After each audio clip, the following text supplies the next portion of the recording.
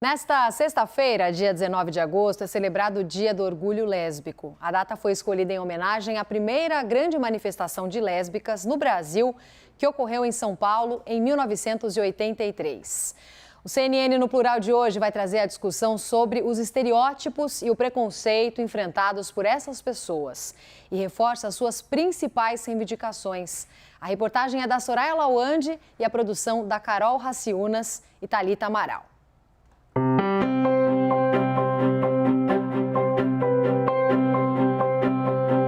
Eu percebi que eu gostava de mulher, achei que eu gostava de mulher e de homem. Depois fui entendendo que eu gostava só de mulher mesmo. O processo de autodescoberta da Fernanda não foi fácil. A escola teve um papel importante nessa fase. Foi lá que ela pôde falar sobre diversidade. Quando eu vou para o ensino médio, eu tenho discussões sobre sexualidade, eu tenho discussões sobre sociologia, outras coisas. Então, acho que isso me fez perceber que existiam outras possibilidades e que eu também gostava de outras coisas.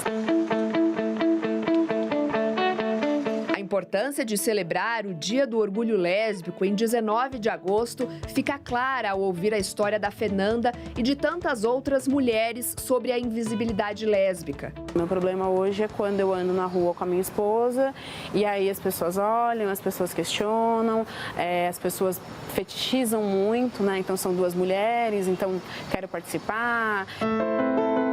Uma britânica que viveu entre 1791 e 1840, chamada Anne Lister, é considerada a primeira lésbica moderna do mundo. É conhecida por seu diário codificado, contando suas aventuras amorosas, que inspirou o livro, filme e a série mais recente, Gentleman Jack. No Brasil, 2,9 milhões de pessoas de 18 anos ou mais se declaram lésbicas, gays ou bissexuais. Os dados são da Pesquisa Nacional de Saúde do IBGE, realizada em 2019. Esta foi a primeira vez que esse dado foi coletado entre a população brasileira. Consideradas apenas as mulheres brasileiras, somente 0,9% dos participantes da pesquisa declaram-se lésbicas e 0,8% bissexuais.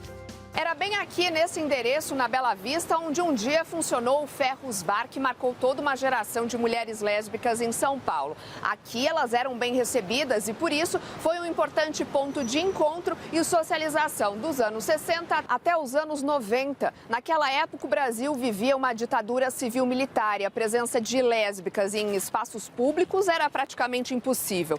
Mas se lá elas eram aceitas, se manifestar, aí já era demais. Foi a proibição da venda de um folhetim lésbico feminista que discutia política, que gerou, em 19 de agosto de 1983, a primeira manifestação protagonizada por lésbicas contra a discriminação. O GALF, que era um grupo lésbico feminista, começou a vender ali o Xana com Xana, que era um periódico, um folhetim lésbico feminista que discutia sobre política. Obviamente, os donos do bar não gostaram que elas começaram a vender ali o Xana com Xana e falaram, olha, se vocês quiserem vir aqui como clientes, tudo bem, mas não podem vender o folhetim aqui. Depois disso, esse grupo, o GALF, que era encabeçado pela Roseli Roth, nessa época, organizaram ali um levante, que foi isso. Foi dia 19 de agosto de 83. E no Dia do Orgulho Lésbico, o que há para se comemorar e as reivindicações dessa comunidade? Tem alguém olhando para elas? É importante a gente estar se reafirmando sempre, né? Nesse mundo que deixa a gente invisível mesmo, assim, como mulheres e como mulheres lésbicas. Ainda tem todo um processo de conquista de direitos, de conquista de visibilidade, de tomar os espaços. Existem as mulheres lésbicas que são mais masculinas e elas têm todo o direito de estar, mas existem as mulheres lésbicas que são femininas, nem toda mulher masculina é lésbica, mas assim, não se enxerga essa pluralidade, acha que só existe um tipo, acha que... E aí tem uma série de preconceitos, né? Então, é falta de homem, quer ser homem, então tem uma série de coisas. Então acho que é importante a gente pensar para poder dar voz às questões, para poder pensar nos problemas, em soluções, para poder dar visibilidade a várias formas de ser lésbica mesmo. E a nossa querida Letícia Vidica, apresentadora e idealizadora do CNN no Plural, está aqui comigo hoje no estúdio. Você encontra ela no CNN Nosso Mundo também. Lê, boa noite, bem-vinda aqui ao Prime. Boa noite, sempre bom estar aqui com vocês. Muito bom. Olha, a gente acompanhou essa reportagem, né? Porque o mês de julho é considerado o mês do orgulho LGBTQIA+, pelo mundo. E aqui no Brasil, a gente tem agosto como esse mês escolhido para erguer essa bandeira lésbica e olhar mais a fundo esse grupo na comunidade. Explica pra gente por quê, Lê. Você falou bem, esse é o mês da visibilidade lésbica. Na sexta-feira próxima, agora a gente vai comemorar o Dia do Orgulho Lésbico, só que no fim do mês a gente tem uma outra data importante, que é o Dia Nacional da Visibilidade Lésbica. São duas datas que estão buscando pelo quê, Rô? Luta por direito, por igualdade, por uma palavrinha importante, que é a visibilidade. Queria até te contar uma história. Só em 2008, a letra L do LGBTQIA+, foi para frente do G, porque antes era GLBT.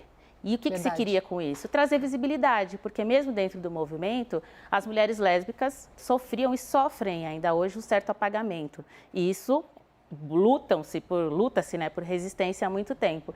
Então, e também é um reforço, né, de trazer o L para frente, também tentar reduzir o machismo, né? Porque os homens mesmo, quando a gente está falando da questão de orientação sexual, o G estava na frente, né? E são tantas violências sofridas que eu até preparei aqui uma arte que eu queria trazer para vocês. Vamos lá. Para mostrar alguns dados aqui, ó. A gente tem uma pesquisa do Instituto Patrícia Galvão que fala sobre o lesbocídio no Brasil, que é o homicídio de mulheres lésbicas. E traz dados alarmantes. 89% dos assassinatos são causados por homens. Mais uma vez, um machismo e aquele sentimento de posse, né, sobre as mulheres. 35% desses assassinatos foram cometidos por alguém com vínculo afetivo ou familiar. Um pai, um tio, um irmão. E o que dói mais, 29% dentro de casa. Um lar deveria ser seguro, mas essas pessoas ainda sofrem a não aceitação das suas famílias, né? E aqui do outro lado a gente tem um estudo inédito, que é da Gestão Kairos, que fala sobre o mercado corporativo. Quando a gente olha para o mercado corporativo, só 1% das mulheres se autodeclaram lésbicas. 1,4% são mulheres que se declaram bissexuais. 29,5% são mulheres heterossexuais. A conta aqui não está dando 100% e não é por acaso. Sim. Porque metade desse número é composto de homens. Então, o mercado corporativo ainda é muito masculino e heterossexual também, né? E aqui eu trouxe algumas dessas violências, mas as violências, elas também são outras e perpassam corpos. Eu estou aqui falando da importância do orgulho lésbico. Eu sou uma mulher preta, mas eu sou heterossexual. Algumas violências me atravessam. O machismo e o racismo. Mas se eu fosse uma mulher preta e lésbica, 3 opressões, né? O racismo, o machismo e a homofobia. Então, a gente foi ouvir agora, hoje mais cedo, a gente ouviu a Liliane Rocha, que é CEO da Gestão Kairos, e que ela explica muito bem pra gente o que é essa questão da interseccionalidade nessa luta lésbica. Vamos ouvir um pouquinho? Quando a gente fala, por exemplo, da mulher lésbica, temos uma questão do ser mulher, de gênero, e do ser lésbica, de orientação sexual. A gente consegue, portanto, presumir que essa pessoa, no dia a dia na sociedade, está lidando com questões relacionadas a misoginia, machismo, feminicídio e a questões relacionadas a LGBTfobia, lesbofobia. A mesma coisa quando falamos com mulheres de mais de 50 anos. Provavelmente estão lidando com a questão de gênero e de edadismo, etarismo. Mulheres que são pessoas com deficiência, questão de gênero e questões relacionadas a capacitismo. Por isso, para que a gente avance na agenda de diversidade e inclusão, é fundamental falar sobre interseccionalidade. Muito legal a gente ouvir, entender melhor isso. Agora, Lê, depois desses dados que você mostrou super importantes e impressionantes também, e também pensando, né, num mês tão simbólico como esse, orgulho significa o quê? Olha, tá aí uma coisa interessante. Orgulho, eu fui ouvir hoje algumas pessoas, né, algumas mulheres lésbicas, afinal o lugar de fala é delas, né, eu tô aqui como uma aliada. Orgulho significa se amar, significa resistência, significa luta, e significa reforçar a existência. Essas pessoas precisam reforçar a sua existência todos os dias. Então, isso é muito importante. E a sociedade como um todo tem que abraçar a causa também para respeitar e para que a gente naturalize certas coisas, que um dia a gente não precise estar aqui explicando tudo isso que eu expliquei agora. O orgulho, apesar de tanto preconceito que ainda existe. Lê, muito obrigada. Adorei esse papo por aqui. Bom. Até mais. Até a próxima.